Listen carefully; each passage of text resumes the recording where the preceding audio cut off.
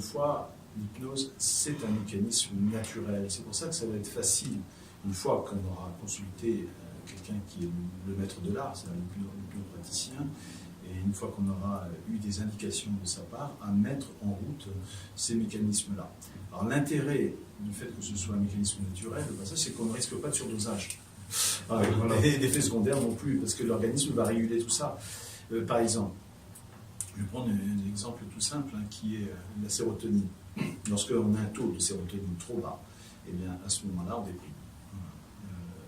Et donc, du coup, il va falloir augmenter, en quelque sorte, ce taux de sérotonine. Si on prend un médicament, on va prendre ce qu'on appelle un inhibiteur de la recapture de la sérotonine, un médicament qui empêche la sérotonine de partir. Donc, du coup, son taux sera important au niveau des neurones, du cerveau, etc. Eh bien, il n'y a pas de risque. Il y a un risque avec les médicaments de ceci, de cela, il faut régler, en quelque sorte. Mais avec le cerveau humain, c'est tout à fait naturel. Un autre exemple aussi, c'est le cortisol. Alors, le cortisol, c'est l'hormone du stress. Eh bien, on sait par exemple que quelqu'un de déprimé, il a un taux de cortisol très élevé. Et quelqu'un qui fait un burn-out, donc un syndrome d'épuisement professionnel, lui, il a un taux de cortisol très bas. Alors, comment le doser? C'est pas simple. Eh bien, tout simplement, en le faisant de façon naturelle, puisque le cerveau, il sait réguler tout ça. Toutes les constantes biologiques, il sait gérer ça. Vous savez que nous avons, les uns ou les autres, le système immunitaire le plus sophistiqué qui existe. Il n'y a aucun laboratoire pharmaceutique au monde qui est capable de synthétiser les molécules que nous synthétisons. Et mieux que ça, non seulement nous les synthétisons, mais nous maintenons en fait les taux constants. Voilà, c'est notre, je dirais, c'est la spécialité de l'hypnose que de parler à l'inconscient. Aujourd'hui, on entend de plus en plus parler de neurosciences. Je lis régulièrement des petits articles dans des quotidiens, dans des hebdomadaires, etc. On s'intéresse beaucoup au fonctionnement du cerveau. Mais les neurosciences, en fait, elles disent comment notre cerveau fonctionne. Voilà. Et l'hypnose, l'auto-hypnose et d'autres disciplines. D'ailleurs, il faut penser, comme je l'ai dit tout à l'heure, à la méditation, il faut penser à la psychologie positive. Eh bien, toutes ces disciplines, et dont l'hypnose, elles nous disent comment agir. Voilà. Comment agir sur le cerveau. Comment faire notre ménage, en quelque sorte, enlever tout ce qui nous pollue et mettre à la place de belles choses. Et on sait aujourd'hui comment tout ça fonctionne au travers, comme j'ai dit à plusieurs reprises, des hormones et puis des neurotransmetteurs. Je voudrais donner un autre exemple. Alors c'est vrai qu'on est un petit peu loin de l'entreprise, mais puisqu'on a parlé des enfants tout à l'heure, il y a une molécule qui est vraiment très intéressante, c'est l'ocytocine. Bon, imaginez par exemple des parents qui tiennent un enfant dans les bras et qui lui font un câlin, un petit câlin de l'enfant. Ils donnent du bonheur à l'enfant, mais ils se donnent du bonheur aussi. Et ce bonheur-là, c'est l'ocytocine, c'est l'hormone de la tendresse, en fait. Je parlais des parents, mais je pourrais parler aussi des grands-parents qui retrouvent leurs petits-enfants, etc. Et donc, les petits-enfants, c'est vrai qu'on a envie de les rendre heureux, on a envie de les chouchouter, mais ce qu'il faut savoir, c'est que par un effet boomerang, mais là, un très bel effet boomerang, en fait, eh bien, on reçoit du bonheur de leur part. On en donne et on en reçoit. C'est ça, en fait, l'idée. À chaque fois que vous donnez du bonheur à quelqu'un, c'est un peu magique, mais vous en recevez. Alors, il faudrait aussi apprendre à se donner du bonheur à soi-même. Comment se donner du bonheur à soi-même? Tout d'abord, c'est d'être conscient, de prendre conscience de soi, prendre conscience des autres et prendre conscience de ce qui nous entoure. Et alors, la conscience avec un grand C. Voilà, la conscience avec un grand C. Alors, comme je l'ai dit, par exemple, la méditation est intéressante de ce point de vue, et l'auto-hypnose aussi. C'est-à-dire, on ne peut pas être réceptif à la beauté de ce qui nous entoure, en fait, si nous sommes sous chimie, en quelque sorte. Enfin, on peut l'être, mais modérément, parce qu'on perd des choses. On ne peut pas non plus être conscient de la beauté de ce qui nous entoure si on est stressé, si on a du mal-être. Comment bien regarder un bébé ou un enfant qui nous sourit si on pense à son travail, si on pense aux soucis du travail, si on pense à la mésentente entre soi et puis un collègue ou avec des supérieurs ou des choses comme ça.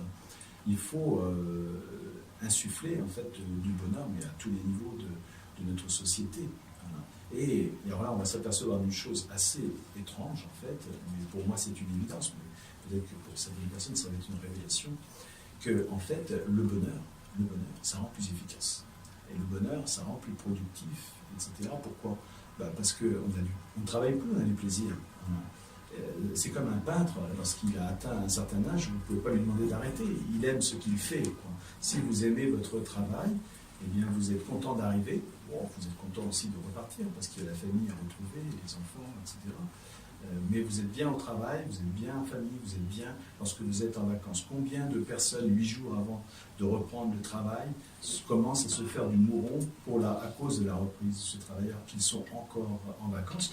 Et donc, du coup, ils se gâchent quelques jours de vacances dont ils pourraient profiter pleinement. Apprendre à profiter pleinement de la vie. Voilà, notre cerveau, il sait faire ça aussi. Il est très, très bien équipé pour ça, et notamment avec une structure du cerveau qu'on appelle l'ATV, en fait, qui a des neurones qui produisent de la dopamine. Et quand vous produisez de la dopamine, vous êtes heureux. Et si vous avez des problèmes, parce que tout le monde en a, eh bien, vous êtes plus équipé pour trouver des solutions. Alors, ce qui est important, finalement, ce n'est pas le problème, c'est la solution. Mais quand on est noyé par des problèmes, on finit par ne plus rien voir. Un jardinier qui est envahi par les mauvaises herbes, peut-être qu'il se décourage et qu'il laisse tomber son jardin. Voilà. Ne laissez pas tomber votre esprit. Voilà. C'est vrai que je parle souvent du bonheur en disant que le bonheur, pour moi, c'est la valeur des valeurs, c'est-à-dire que nous avons les uns ou les autres des choses qui sont importantes, hein, comme la liberté, la sécurité, la famille et plein d'autres choses encore, et que si au final tout ça est satisfait, si on est heureux en famille, si on est heureux au travail, si on est heureux, si on a de la liberté, si on est en sécurité, eh bien à ce moment-là on peut accéder au bonheur. En même temps, le bonheur, parfois on peut le sacrifier pour quelque chose d'important. Et on voit bien qu'il y a des personnes qui vont sacrifier par exemple leur bonheur pour la justice, voilà, pour la liberté, pour des grandes notions comme ça. C'est presque un investissement qu'ils font pour le futur, voilà, pour l'avenir. Mais aujourd'hui, dans notre pays, voilà, je ne dis pas que tout est parfait, mais est-ce qu'il existe un endroit au monde où tout est parfait, mais il y a pas mal de choses qui vont assez bien, mais on n'y pense pas suffisamment. On regarde surtout ce qui ne va pas et on oublie ce qui va, un petit peu comme certaines personnes constatent que leur verre est en train de se vider, alors qu'il y a encore plein de choses dedans, et puis surtout qu'on peut le remplir. Voilà. C'est ça. Le bonheur, c'est pas une grande chose, oui. C'est plein de petites choses. Ouais, c'est ça. C'est plein un sourire, un regard, un moment. Lorsque je suis avec Noémie, par exemple, ma femme, je suis heureux parce que je la regarde, ça me fait plaisir, mais ça active plein de choses au niveau de mon cerveau, évidemment. Quand je suis avec mon bébé, Wendy, c'est la même chose. Et je profite de ces instants. Il ne faut pas les laisser passer comme ça, comme si on est dans un train et puis que les choses passent sans qu'on regarde par la fenêtre. Il faut regarder, profiter, et votre cerveau, à ce moment-là, va amplifier tout ce que vous ressentez. Et donc, comme tu l'as dit très juste, ça commence le matin, quand on se lève.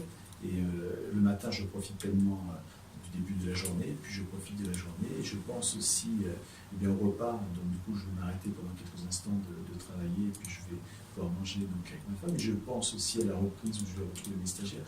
Et ainsi de suite. C'est-à-dire que, en fait, le bonheur, c'est tout le temps. En fait, hein. Il faut le nourrir. Beaucoup de gens ne le savent pas le faire. Soit ils ont perdu l'habitude, soit ils ne l'ont jamais eu, parce qu'on les a cassés dès l'enfance. Oui, c'est-à-dire qu'en fait, dès l'enfance, on nous met dans la tête des choses, des opinions en fait, qui ne nous conviennent peut-être pas. Par exemple, on va nous dire que les choses sont difficiles, que telle chose n'est pas accessible pour nous, que le monde est ceci, que le monde est cela, etc. Et donc, du coup, on va programmer notre cerveau à refuser des choses. Et donc, surtout, il faut laisser les enfants rêver. C'est le monde des adultes, en fait, qui a perdu ce rêve. Il faut réveiller un enfant qui est en nous, tout enfant qui rêve. Voilà. Et les enfants, il faut leur apprendre à rêver, il faut leur apprendre que plein de choses sont possibles, à condition d'en avoir envie, à condition de faire des choses, etc. C'est-à-dire que rien ne vient tout seul, en fait. Il y a des choses à faire. Et nous, ce que l'on a envie de dire avec l'hypnose, l'auto-hypnose et plein d'autres disciplines, c'est faites des choses pour vous-même, voilà, faites des choses pour votre esprit, envoyez-lui de beaux messages plutôt que de lui envoyer tous les messages négatifs. Si vous cherchez des limitations, vous en trouverez sans limite. Donc là, il s'agit de chercher des choses qui ouvrent, et non pas des choses qui ferment. Être parent, c'était un métier, ce serait certainement le métier le plus difficile. Oui. Et en plus, on l'apprend. Le métier le plus difficile. on l'apprend sur le tard, en fait. Hein, et quand on a fait une erreur, c'est déjà trop tard. Ouais. Bon, maintenant, il faut savoir qu'il y a une chose qui peut combler tout ça, en fait, c'est l'amour. Voilà, on peut faire des erreurs s'il y a de l'amour, en fait. Oui. Mais bon, alors maintenant, si on en a été privé de cet amour-là, ça se reconstruit. Je veux dire, le cerveau, ça n'est pas du marbre, rien n'est figé, en fait. Oui. Rien n'est inscrit dans le marbre. Si vous regardez un cerveau, vous verrez, c'est de la matière vivante, une matière vivante qui peut s'informer.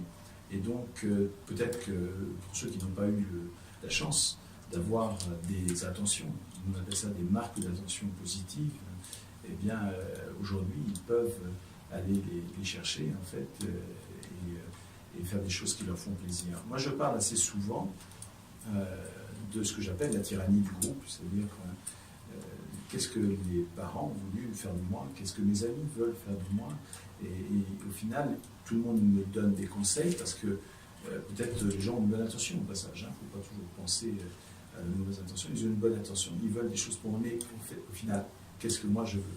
C'est ça, il faut se réapproprier notre cerveau, c'est-à-dire qu'il ne faut pas la laisser à la chimie, il ne faut pas non plus la laisser aux autres, il faut décider en fait ce qui est bien pour nous, le trouver. C'est pas si facile, c'est un vrai travail en fait, de réflexion, d'analyse. Il ne faut pas partir dans ce que l'on fait trop souvent, c'est-à-dire une analyse négative de notre passé, voir tout ce qui n'a pas été, parce qu'il y a des choses qui ne peut-être pas fonctionné, etc. Mais dans ce cas-là, on ne fait que de regarder des choses négatives. Donc il faut regarder le présent, voilà, aimer le présent et croire en son avenir. Voilà. Et ne pas ressasser son enfance si elle n'a pas été heureuse. Et j'utilise même des mots positifs pour traduire des choses. J'aurais dit peut-être dû dire l'enfance malheureuse. Non. Si votre enfance n'a pas été heureuse, voilà, centrez-vous sur le présent, centrez-vous sur tous les bonheurs, sur tout ce que la vie peut vous amener. Et la vie est pleine de promesses, il y a encore plein de choses que nous pouvons réaliser pour pouvoir avoir plein de futurs présents.